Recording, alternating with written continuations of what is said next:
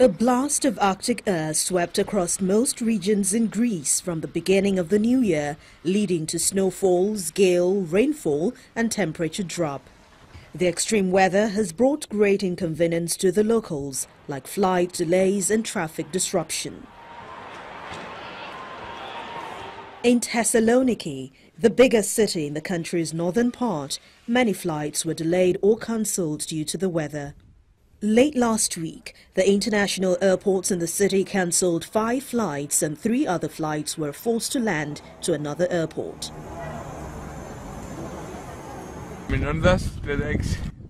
In the morning, all the roads were covered with ice, making travel very difficult.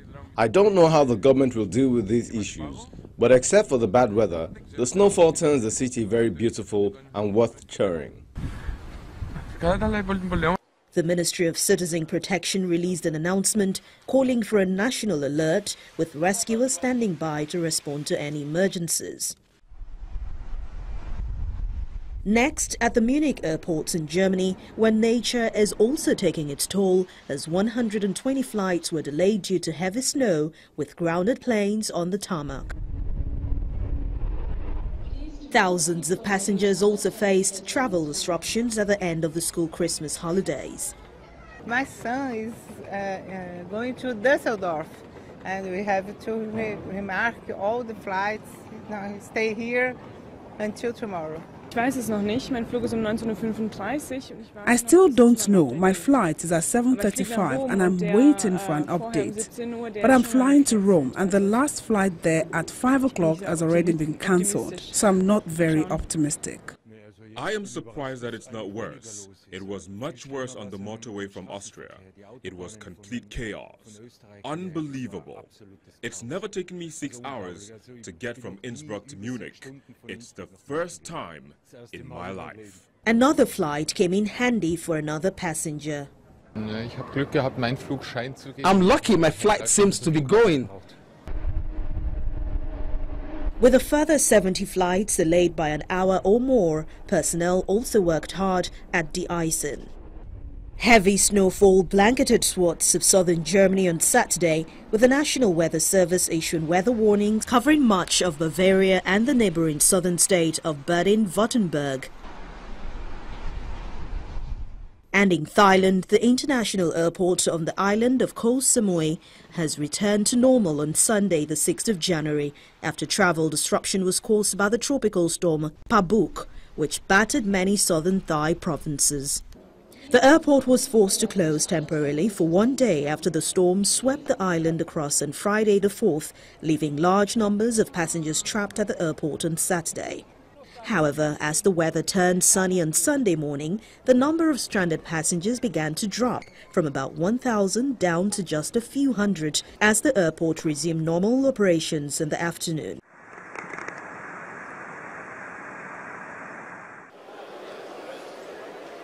Nigeria's transport network is vital to a viral economy. That's coming from a director of operations at one of the country's domestic airline.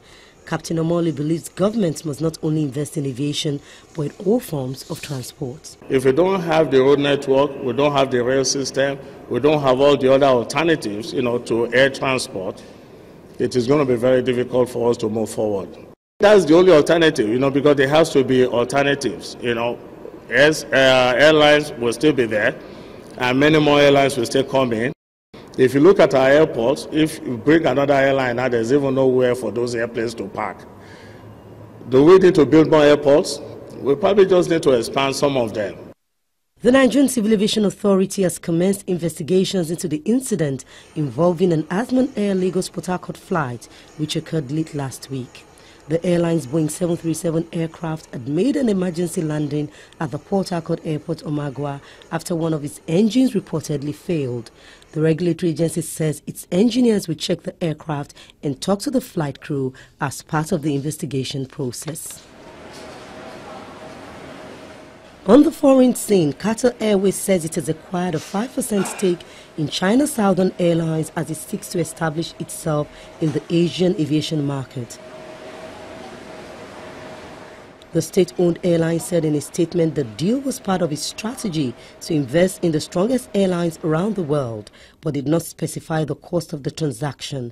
China Southern Airlines is one of China's big three carriers. The latest deal comes as Qatar seeks new partners and routes for the national airline due to an ongoing diplomatic dispute in the Gulf.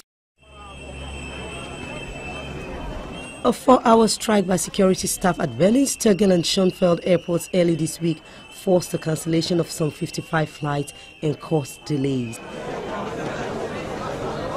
German trade union Verdi called on its members to go on strike from 5 a.m. to put pressure on management in wage talks that are due to resume on January the 23rd. The Verdi spokesman said his union demanded a pay increase from the current 17.12 euros in some regions to a Germany-wide 20 euros per hour. Based on the Berlin-Brandenburg Regional Wage Agreement, a security staff member is paid 17.12 euros an hour. Verdi demand across Germany is 20 euros. Employers are currently offering less than 40 cents increase, so it's quite obvious that employers and Verdi are still far apart. There's a lot that still needs to happen in order to find a compromise. A stranded passenger was traveling with another woman and 2 young children said they left their home in Neuruppin, an hour north of Berlin, at 4 a.m. and so far their flight to the Red Sea resort of Hurghada was only delayed. Our flight to Hurghada was supposed to take off at 8:40 a.m. Then it said 10:30 on the board. Finally, the Aviation Safety Network, the Dutch-based exclusive service of the Flight Safety Foundation, has released its 2018 airliner accident statistics. The report shows a total of 15 fatal airliner accidents, resulting in 556 fatalities. These fatalities resulted from flights operated by Non-International Air Transport Association IATA Airlines. The statistics are based on all worldwide fatal commercial aircraft accidents involving both passenger and cargo flights with civil aircraft carrying 14 or more passengers. Despite several high-profile accidents, the year 2018 was one of the safest years ever for commercial aviation, the organization said. However, last year was worse than the 5-year average.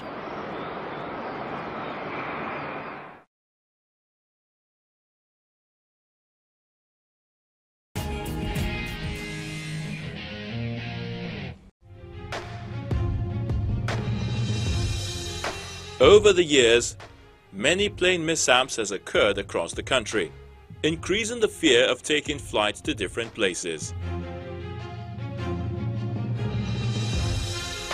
For some, traveling by air for some individuals is fun and also an opportunity for sightseeing, and for some others, it's the most dangerous way of going on a trip. Before booking a flight, a lot of people try to find out if the airline they are going to fly is a safe one.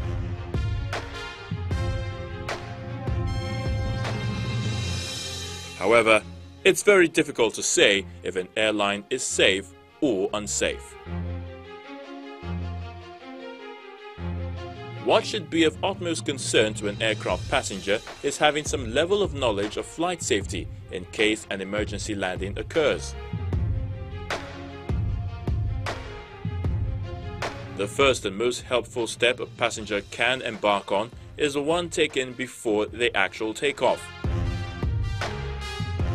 Listen to the cabin crew.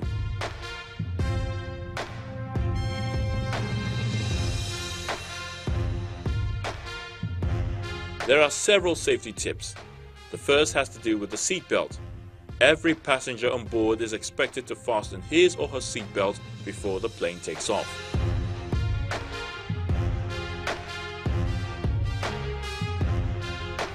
Secondly, the seat should be upright and in a locked position during takeoff as well as the end of the trip.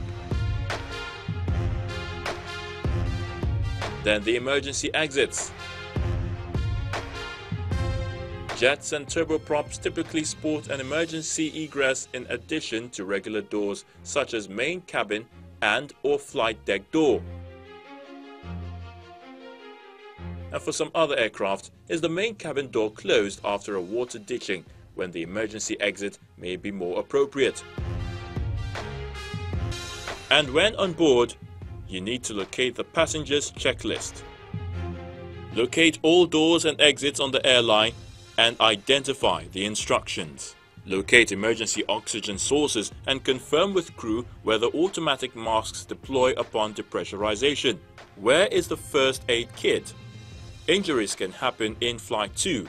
In case of fire, where is or where are the extinguishers? Ask crew if there is one in the cockpit, if not in the cabin, or whether there's one in both. Ask whether the airplane carries an AED, automated external defibrillator.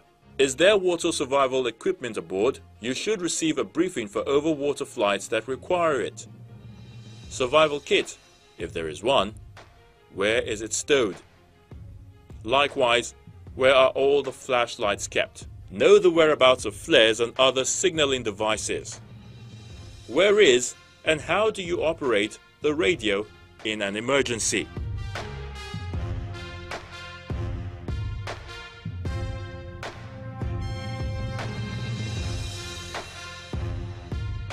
All of these will indeed help whenever any emergency incident happens.